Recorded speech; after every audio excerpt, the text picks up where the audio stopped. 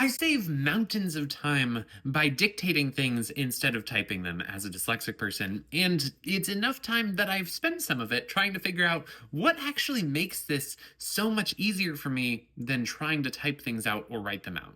And I've come up with two different answers to that question, and I'm curious, what are your thoughts? The first is that, of course, as a dyslexic person, decoding and encoding written text is a slower process for me, and therefore the idea of like actually taking words from my brain and turning them into physical words on a screen or on a page is just slower because it uses different parts of the brain than it does for a non-dyslexic person.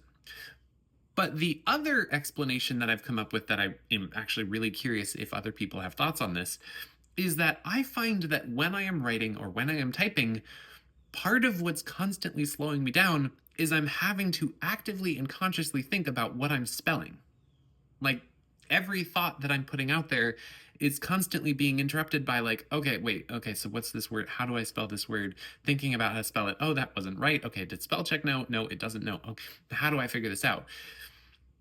And I'm thinking or guessing that the combination of those two things is probably what makes it so that when I dictate, it takes like a third to a quarter the amount of time to get words down onto the page as it does when I type them. But I'm curious, if you're dyslexic, or even if you're not, what are your thoughts?